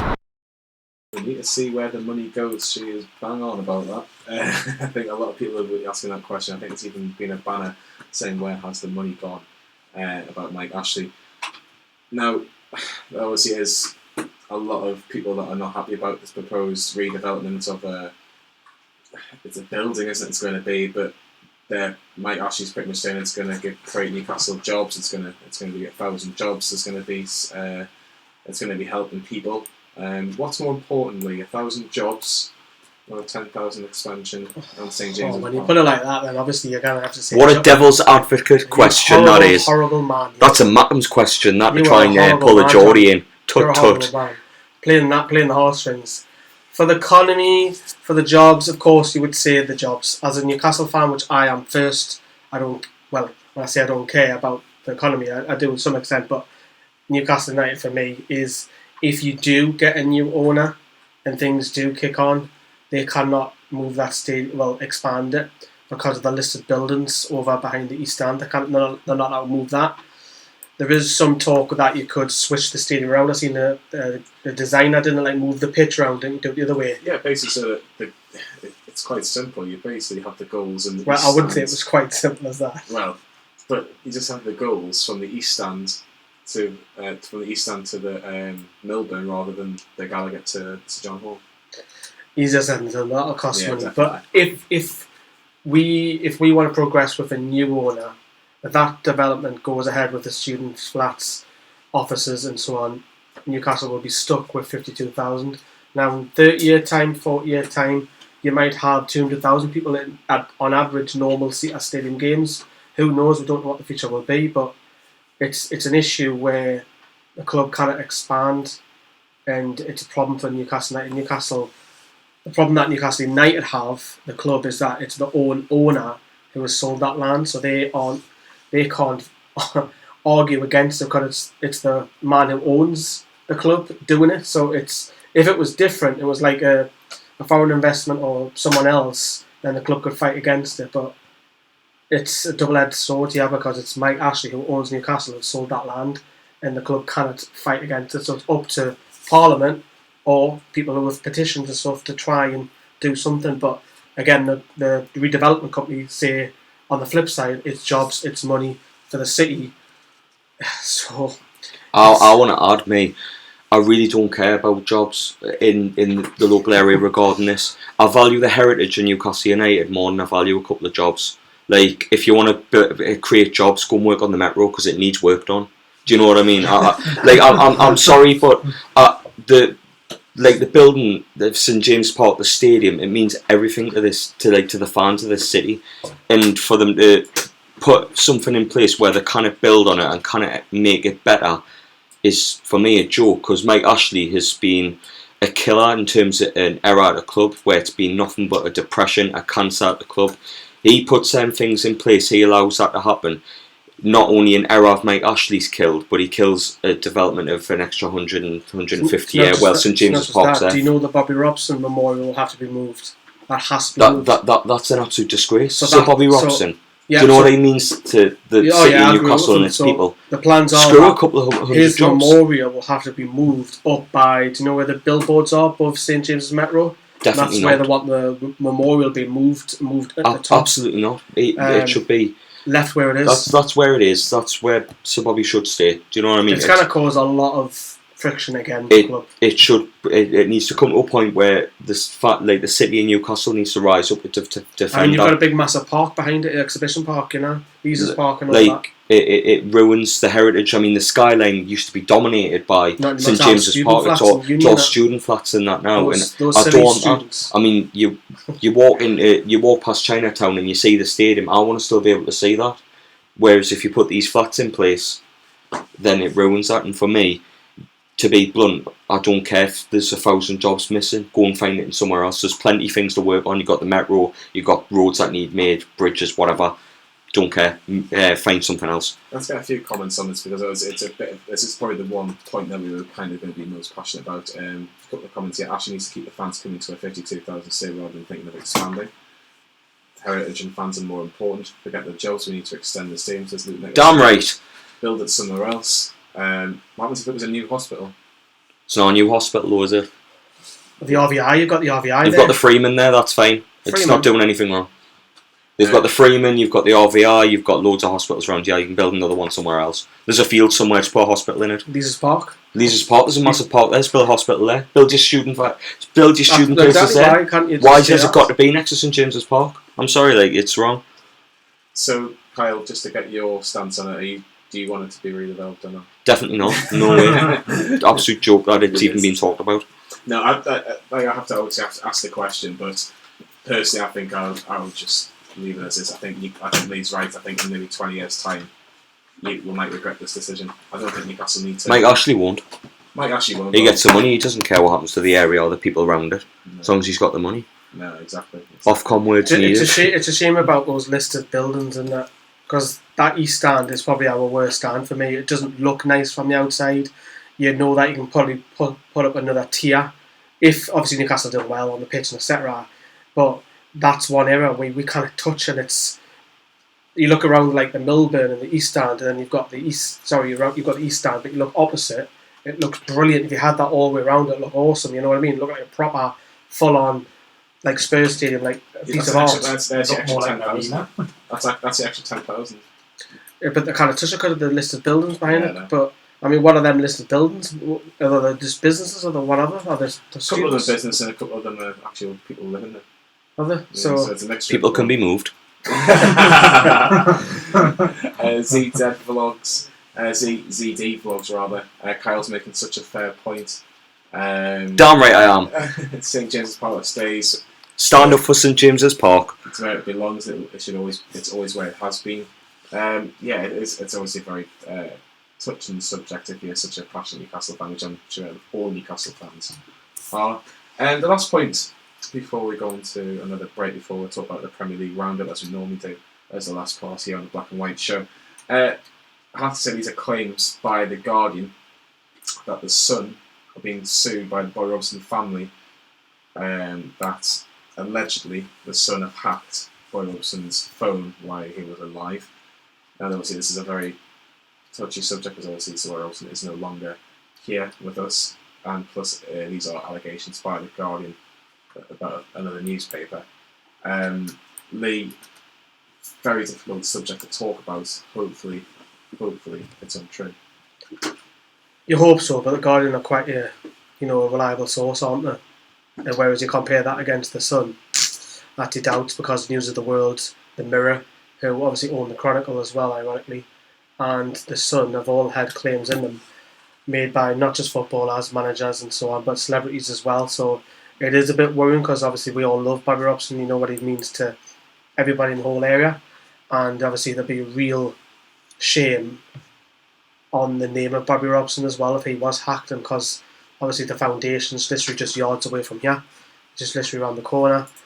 You just hope that it isn't true, and if it is true, again, it's something that this company is allowed to do. And how many times can you allow any, like a celebrity or a footballer, be hacked? This is personal information. We don't know what is hacked, of course. We don't know if it's just a general conversation. We don't know if it's about football, but you shouldn't have your phone hacked. I wouldn't want to go out and have my phone hacked, even though I'm nowhere near on the I think power. you're alright, Lee. No, but you know the general terms, like someone sneaking in on your life behind your back, Yeah. selling your story and that, man. That could be private stuff about, like people dying, illnesses, celebrations, bad news, good news. I'd throw the book at them, I would. What do you think about this claim?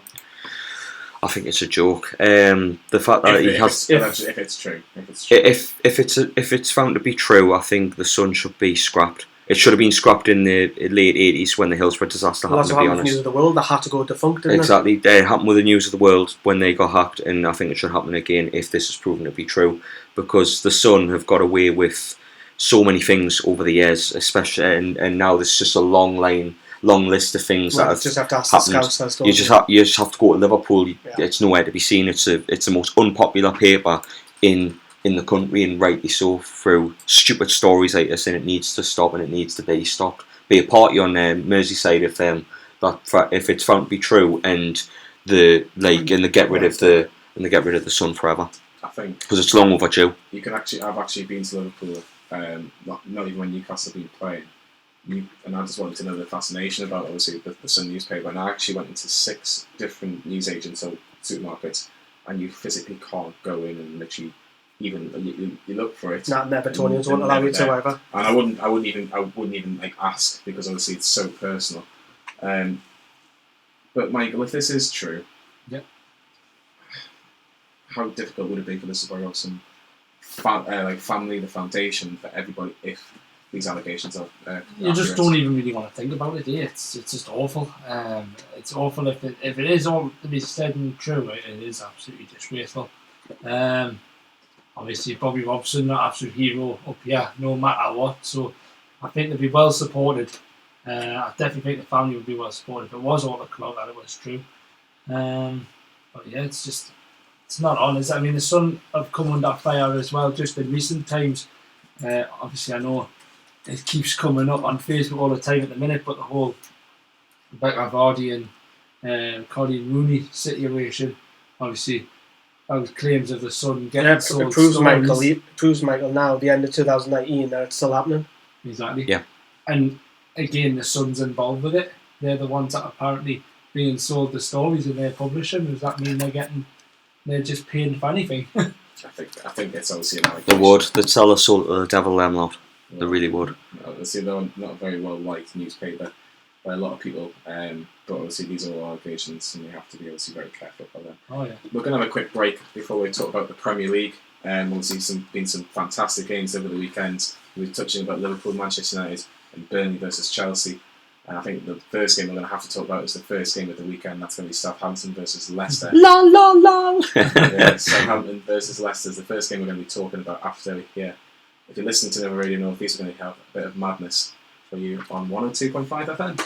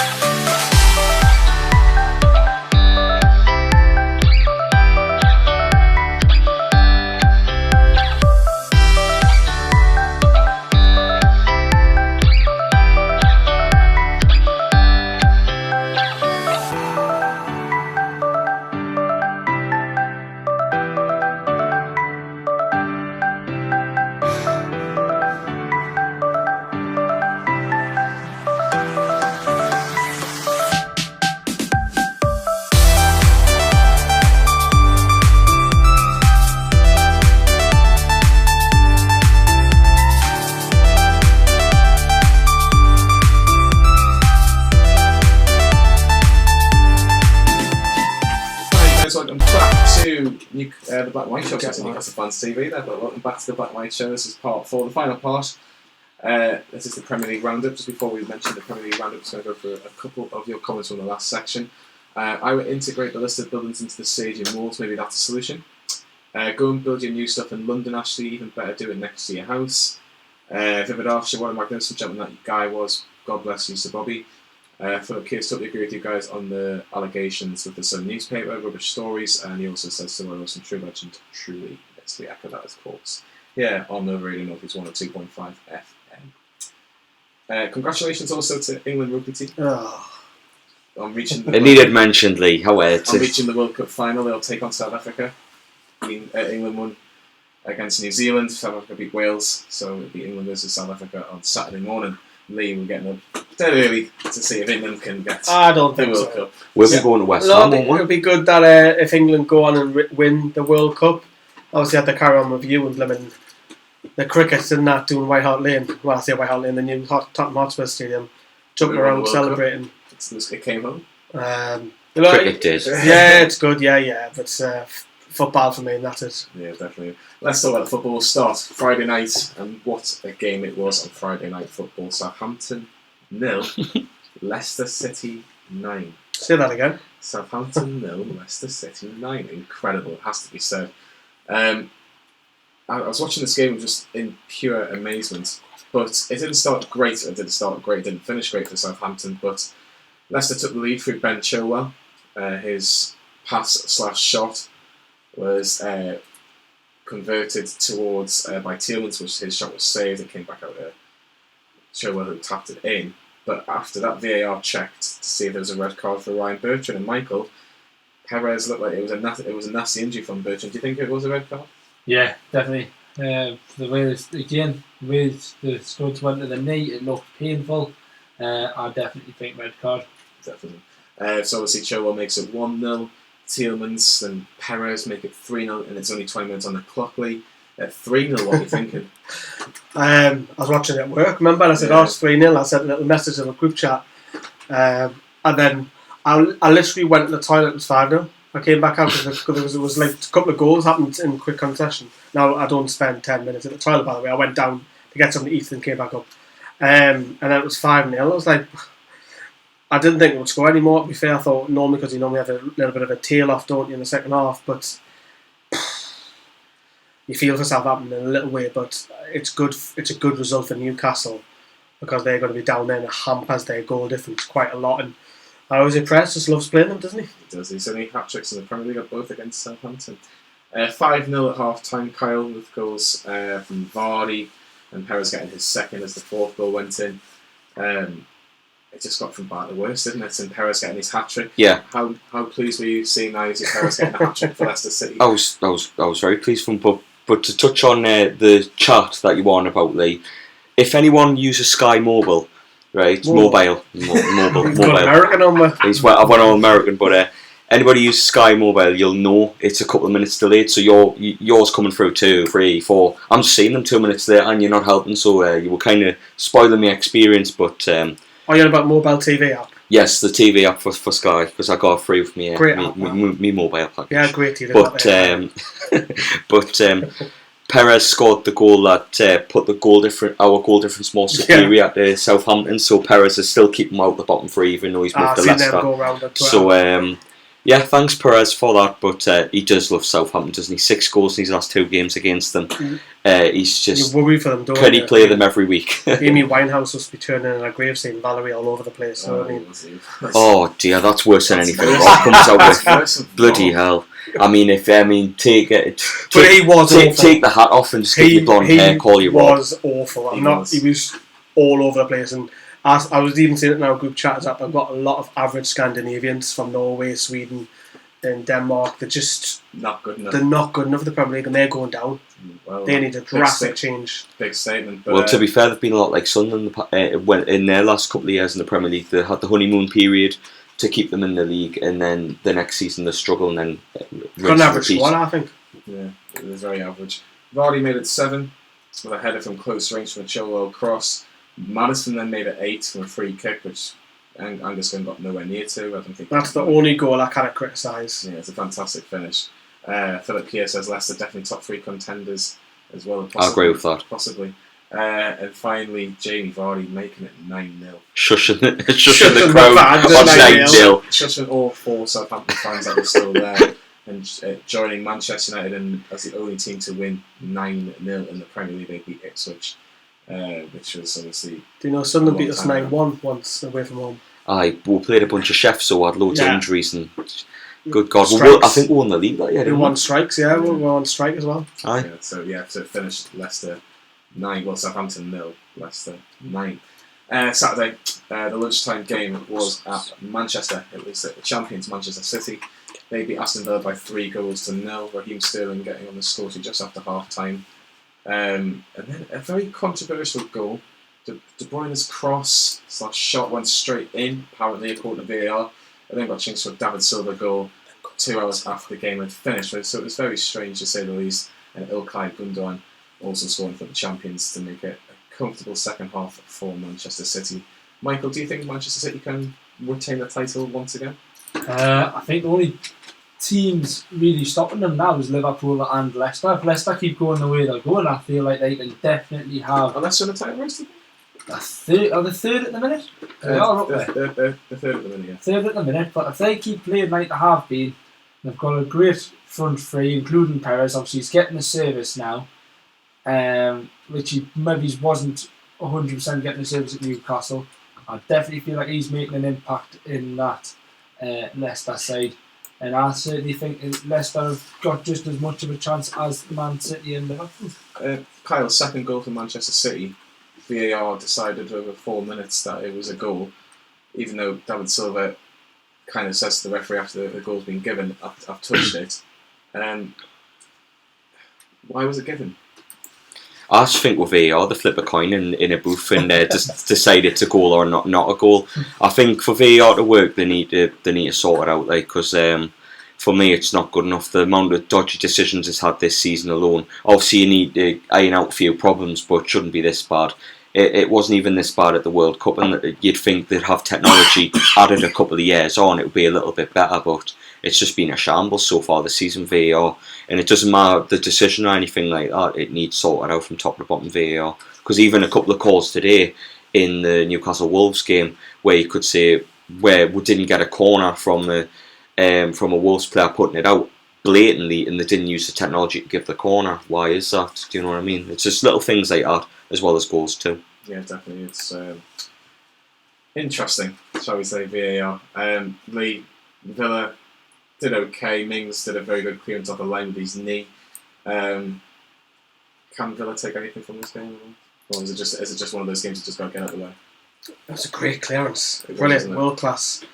Just one of them, and he playing Man City. If we got to Man City and get beat 3-0, you probably think, fair enough, it's Man City. Which we are playing them shortly in the next few games. Don't talk about that, Lee.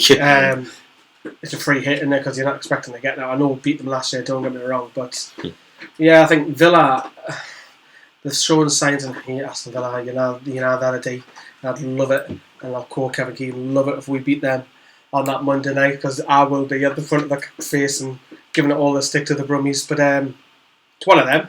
I think out of the 3 promoted sides, they've got the best chance of staying up because they've spent money. Yeah, definitely. Manchester City got 2 very difficult games. Next 2 games: Southampton at home in the Cup and Southampton at home in the league. Yeah. So I think that's the City get on. Good luck. Good luck. I'm going to be very short and very quick on this one. Watford 0, Bournemouth 0.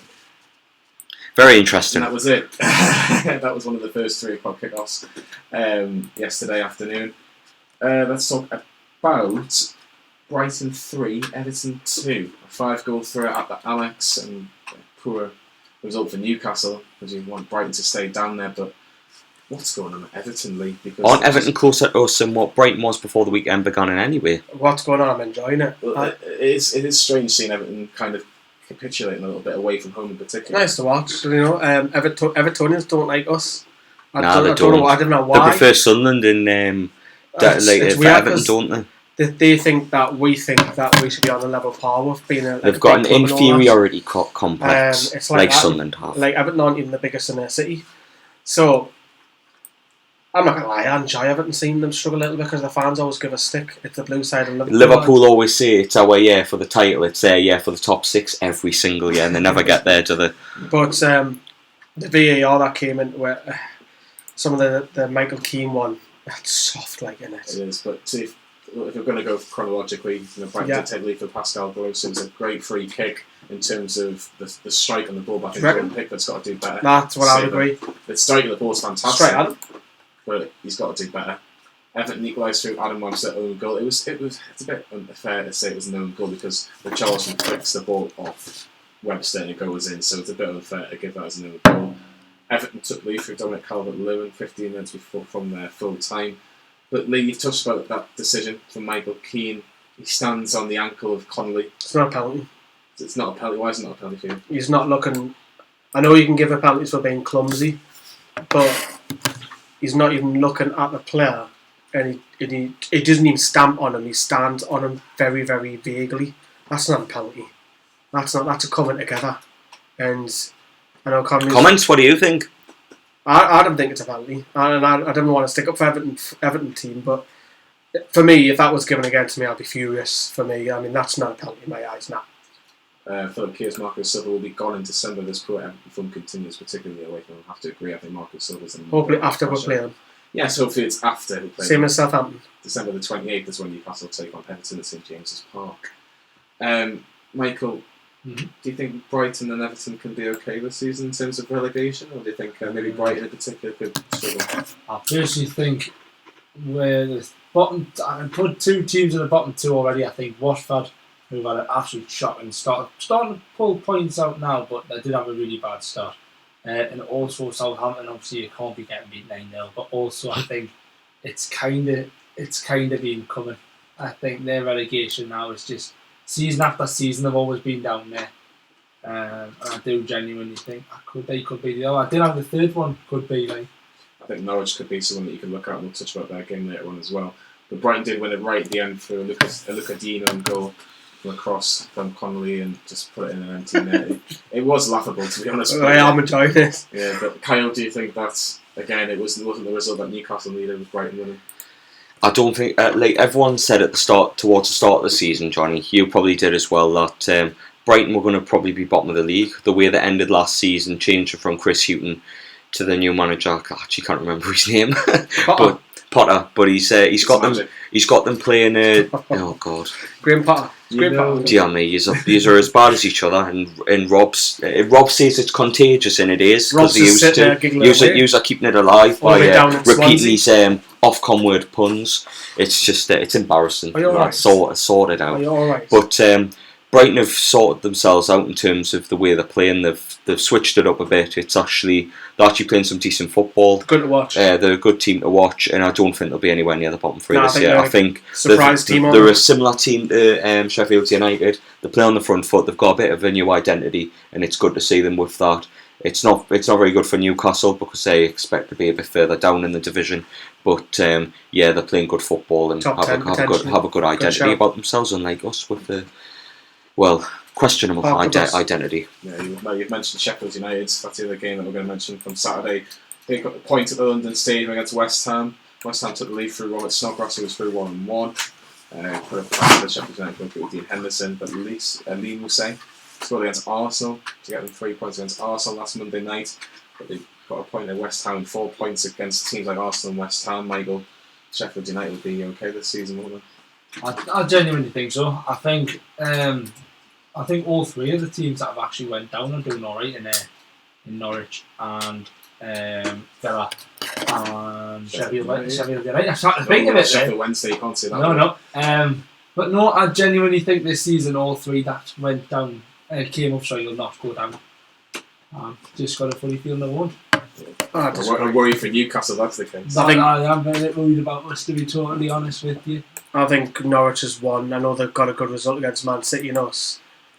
I don't think Sheffield United are out of it yet. They haven't hit a bad patch yet. And when they hit the bad patch, I'm expecting to lose 3, 4, 5 in the spin. Yeah, because Southampton's doing a fantastic. Yes, you wanted them for the You didn't say you wanted him. You put his name forward, didn't you? Would take him over Bruce. Yeah, I think he's doing great. He's doing an excellent job. Well, we would take anyone over Bruce. For I'll sure. point you. There's a couple of names I could mention over to have Steve Bruce instead of, but probably not worth naming. No, definitely not. Well, let's talk about Burnley too. Chelsea fought. It's a fantastic game, has to be said, between these two sides. But what a day for Pulisic. Kyle, hat-trick. He hasn't really been playing under Lampard, but he's definitely going to give him some headaches over the next couple of weeks. Well, he came on last week against Newcastle and did really well. I thought he had a really good chance that Dubravka well saved, and then yesterday he's just had a really good performance. It was a perfect hat-trick actually. He had a right and left-footed goals, so fair play to him. That he got a bit of luck with the Ben Mee deflection for his. I think it was for his second. No, for his second, but. Great header for his third, but really good performance, and he looks like the player that game in particular. He looked like the player that they signed from Borussia Dortmund last season, and good for him. He could become a hero for them because obviously with Hazard, hero, Captain America and all that. Yeah, he's definitely a good player for them. I think he'll kick on and he'll do that on a regular basis for them because I think his pace is good enough to get him behind. Quiz question for you. Who was the last American to score a hat-trick? Clint Dempsey against Newcastle. Yeah, I only know that because fantastic. I understood on Sky as well. I was watching it as well. Yeah. Oh, that'll be a good quiz question for the lads on Sunday. Yeah, definitely. So good result for Chelsea. Obviously, Willian making it 4, and then it has to be said, Lee, VAR got involved again. Mike Oliver awarded a penalty for Chelsea after Colin Hudson-Odoi went down. Do you think it was a dive as well? I did originally first, and obviously. He's a Toon fan, Mr. Oliver. Yeah. Is he? Yes, I support to Toon. That's why he's not allowed to referee our games. He's from Cramlington. The right decision was made, and this is where VAR. We always slate VAR, but VAR came in correctly here. It corrected that decision. Well, the broken clock's right twice a day, Lee. It's got to be right at some point. It did correct it, which is always good. But he's seen it as a penalty. Looking at it first, watching the telly, I thought it wasn't. He's seen it back. VAR's told him it's not a penalty. Booked him. Right decision. Although it wasn't a clear-cut dive because it was a tiny bit of contact, it's not enough to make him go down the way he was. And that was the right decision to reverse it. Definitely. Burnley got 2 goals late on. First from Jay Rodriguez, fantastic strike from Jay Rodriguez, and then Dwight McNeil's shot was deflected by Tomori and went straight in the bottom corner, and it ended up being Burnley 2, Chelsea 4. Michael, do you think Burnley will be okay this season? I reckon so. At least they're scoring goals. Obviously, you're keeping your goal difference as minimal as can be. You've got to get points. You've got to get points on the board. I haven't actually seen the updated Premier League table yet. That's funny. You should mention that, Michael. We'll get the Premier League table up for you because obviously it is. We don't have it for you watching at home. Well, I'll get it up. At the bottom, obviously, Watford at the bottom with 5 points. You've got Norwich and 7 and Southampton 8. Newcastle are just above the relegation zone on 9 points after today's point against Wolves. Everton on 10 points, Everton 16th position, who would have thought that. Villa just above them on 11 points and 15, and then there's a host of teams on 12, Brighton, Burnley, Wolves and Spurs now. Where are we? 17th, Newcastle. West Ham. Like Ashley's favourite position. Yes. West Ham, bottom of the top half with 13 points, along with Bournemouth, Sheffield United and Manchester United. Crystal Palace, 6th place with 15 points. Arsenal just outside the top 4 with 16. Chelsea and Leicester make up the beginning of the top 4 with 4th and 3rd respectively. Manchester City 2nd with 22 and Liverpool top with 28 points. Let's talk about today's games. Again, we haven't seen all the goals, so we're obviously just making an opinion, so obviously seeing the results as well. We'll start with Norwich 1, Manchester United 3. Kyle, massive Manchester United fan, aren't you? Huge Man United fan, apparently so. Yeah. But good result for Ole Gunnar Solskjaer. They desperately needed it. Well, as a selfish Newcastle fan, it's a good result for Newcastle, if anything. Norwich are one of them teams down the bottom that we need to lose. And I was saying to me, Man United friends, that probably get too much airtime on this channel, let's be honest. But I was saying to them, it's a good performance. And from what I've gathered from what he says towards Man United, actually played well. They played on the front foot, which is something they haven't really been doing this season. So, we'll cut to Rio Ferdinand, who'll say Ollie's at the wheel again, and he's back, and give him all the numbers he wants on a contract to sign, and Ollie's at the wheel again. Definitely. Well, McTominay gave Manchester United the lead after 21 minutes. And then Rashford had a chance to make it 2 from the penalty spot, but ex-Newcastle were too cruel. Save from the spot, but Rashford only took another minute. to make sure that penalty miss was forgotten straight away to make it 2-0. Manchester United then had another penalty just before half time at Carrow Road. Anthony Martial was then given a chance to score. He missed as well. Tim Krul saved again, so 2 saves from Tim Krul, which I'm sure the Norwich fans would have absolutely loved. And he's obviously Philip Kears he's put his saves, especially with the 2 penalty saves.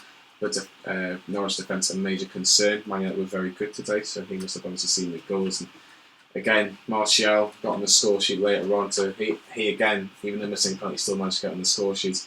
Michael, Manchester United, we've had Kyle's opinion on them. Do you think Manchester United can really do anything in terms of getting the top 6 or the top 4 this year? It's looking very difficult. I mean, that result today, they needed it, especially after the way they were sitting 12th in the table. That is literally unfamiliar position for Manchester United. Will they get back in the top 10 this year? They should do, but will they be high up there? I don't think so. I don't think they'll be really contenders for anything. I think they'll be up there, but not looking at Europe or anything like that. I don't feel like it's going to be their year this year. No, I think that might be a certain team who always says it's their year this year, doesn't it? Norwich got one back through at Hernandez, but it wasn't enough. It was just a consolation goal. But Tim Krul probably getting the credits for Norwich on that day. Arsenal 2, Crystal Palace 2. Sorry, Crystal penalty. Crystal penalty 2, yes, we'll mention that in a second. But Arsenal took the lead 2 goals in 9 minutes, or 2 goals in 2 minutes, really. Socrates and Luis, the centre-half partnership, both getting on the score sheet to put Arsenal 2 up. Crystal Palace were awarded a penalty, and Milivojevic has got a fantastic penalty record for Crystal Palace, and Crystal penalty even. To make Well done. To make it You're learning. To make it 2-1. But just after half time, Jordan Ayew getting on the score sheet to make it 2-2 and making it Desmond. It was going to be obviously a frantic last few minutes, and I actually said at the top of the show that Arsenal just made it 3-2 from Socrates again, but VAR got involved, and apparently Callum Chambers pushes a player in the build-up for this potentially 5th goal that never came. But Arsenal dropping 2 points again, Lee. You can't drop them 2 points if Chelsea and Leicester are playing the way they are. I think Leicester will get in the top 4 now. I think they will. Even this early on.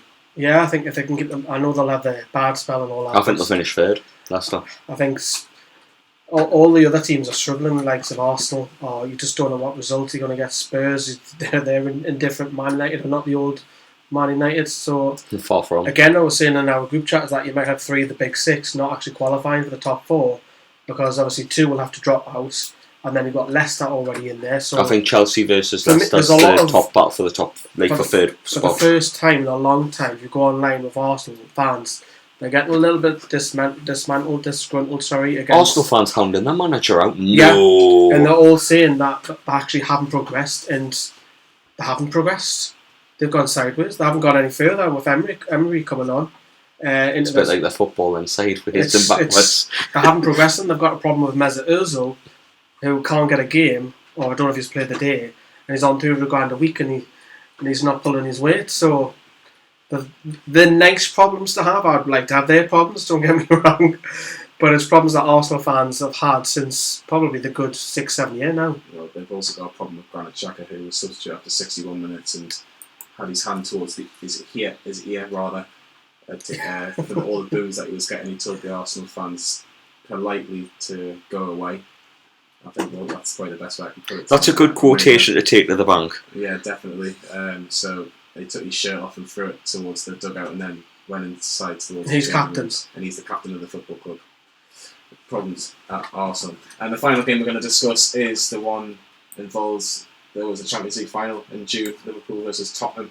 Harry Kane got Spurs off to the perfect start after Son's shot was deflected off Lovren onto the crossbar, and Kane managed to get a tap in to make sure it was Tottenham I see what 1. you've done there. Tottenham 1, Liverpool 0. But a goal from Jordan Henderson. He doesn't get many goals, has to be said, but he managed to make it 1-1, and then Mo Salah from the penalty spot to make it 2-1. Who else? Exactly, who else to make sure that Liverpool stay 6 points clear at the top. How important was that result, Kyle? Because obviously Liverpool take on Manchester City in a couple of weeks' time. They need to make sure they're still 6 points ahead of them by the time they play each other, don't they? Well, they responded well because Manchester City, obviously, as we touched on before, beat Aston Villa at home. So for me, it's a massive result for Liverpool, especially showing the characteristics to come back, because they went 1-0 down after a minute.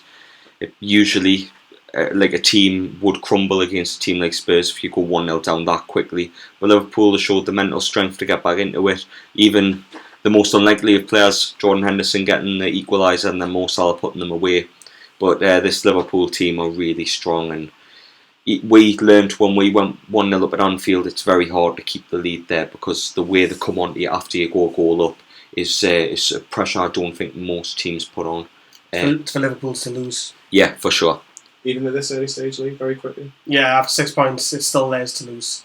I think if they get a point at Manchester City, they'll be delighted. But Klopp will keep them grounded for sure. Michael, do you think Liverpool and Manchester City are going to lead this year? I genuinely think it could be Liverpool's year this year. I think they've got a top team, like great players, but again, Man City got money, haven't they? To see what happens in January, I think. Yeah, do you think Liverpool could spend? I think they're both going to have to. If they want to try and stop it from being as tight as it was last year, they're both going to have to spend and have a little bit of something else in their locker that they haven't already got yet. Definitely. Well, thank you very much, Michael, for your first time on this Black and White show. Thank you very much to Lee, and thank you very much to Kyle. Newcastle have finished the day in just above the bottom three after their 1-1 draw against Wolves. Thank you very much for your comments. Thank you very much for listening as well, as we say goodbye, and we'll see you next week on the Black and White show.